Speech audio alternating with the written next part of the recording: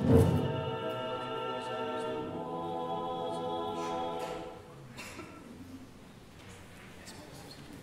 the name of the Father, and of the Son, and of the Holy Spirit, amen.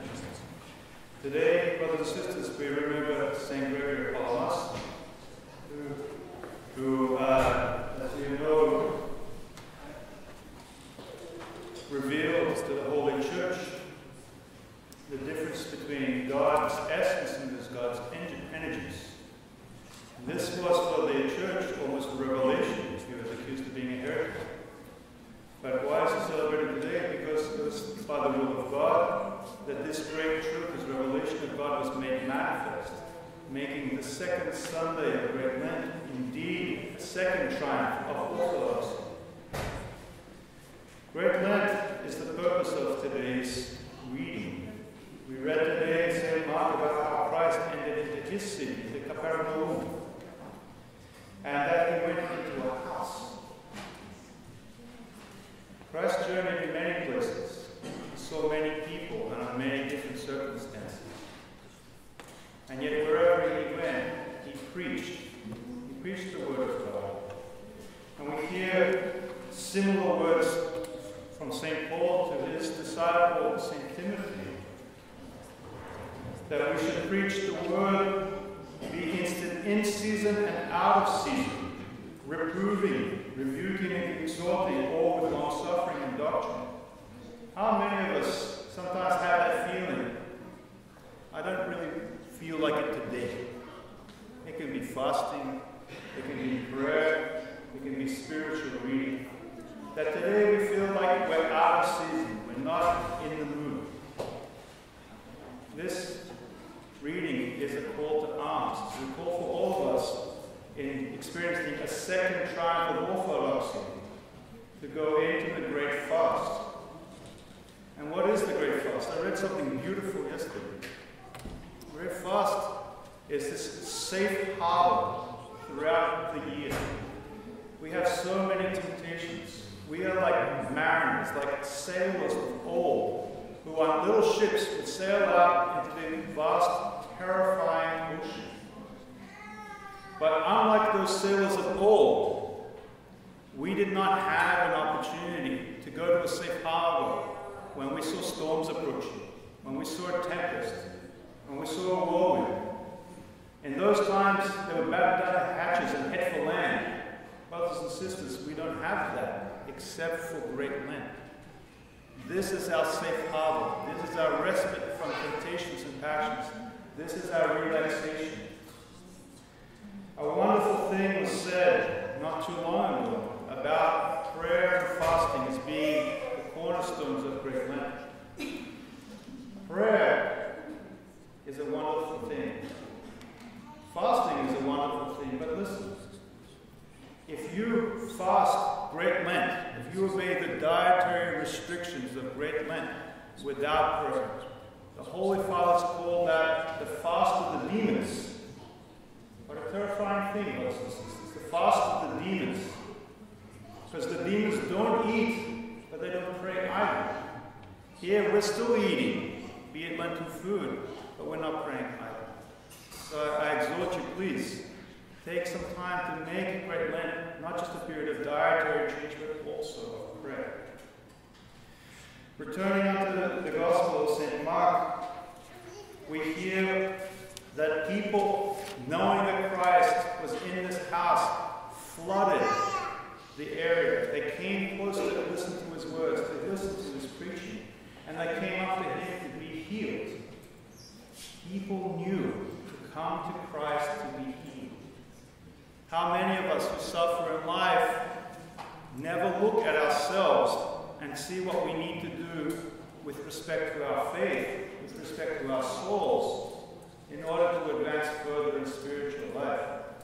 The Holy Fathers reflect that sin is a cause of many bodily injury and illnesses. Some simple examples: gluttony, drunkenness, idleness. Any of these sins taken to excess has a negative effect on our bodies. To use a common phrase, we become couch potatoes. We become obese. We have cirrhosis. We have a host of other illnesses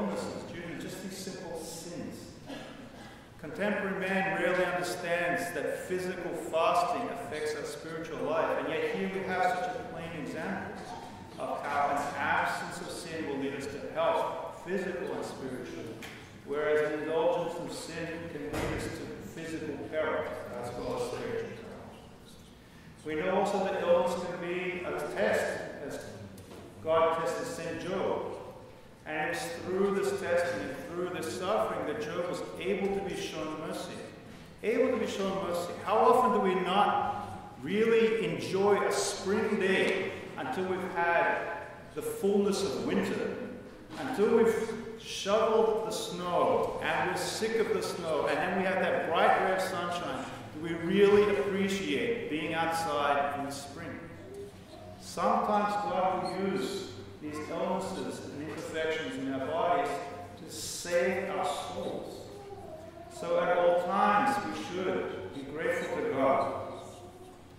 So we must come to Christ with faith for Him to heal us of our spiritual paralysis, because a spiritual paralysis is sin on our souls.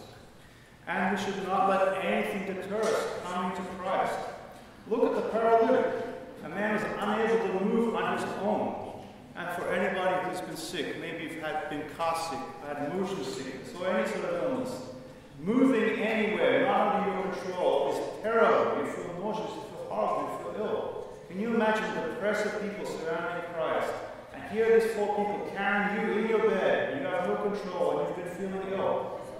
And you can't go in through a door. You go climb up the wall, enter in through the roof of the house, with all the bumping and buffeting. Here you are lying in pain. And consider the faith of this man, this paralytic who comes to Christ despite all of these obstacles.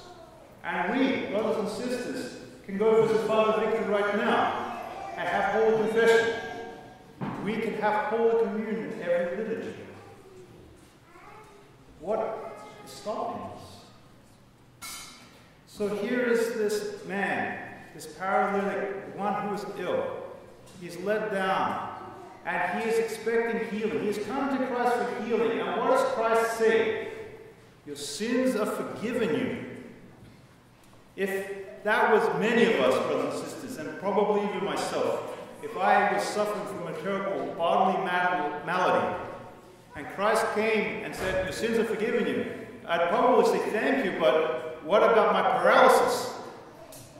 Look at the humility of the paralytic who said nothing, who just waited expectantly, waiting for the mercy of God in his time. And Christ was accused by the scribes and Pharisees who also surrounded him, looking for something to catch him, to find out where he'd gone wrong. And they said, well, who is this that can forgive sins? It is a blasphemy for any man to say that he can forgive a sin. It's only something that God can do. And Christ reaches out to them, as he constantly did. He opens up their hearts, revealing to them his divine power, that he can see into their souls and he can address their concerns. And says, what is easier? Is it easier to say your sins be forgiven? Something invisible, intangible. Or is it easier to say, take up your bed, arise and walk? And so Christ, having mercy on them, and of course on the paralytic, says, take up your bed, arise and walk. Brothers and sisters, when God gives us healing, this is not the chance or the time to relax. This is not the time to just rejoice mindlessly, but to use the gifts that God gives you for the furtherance of your salvation.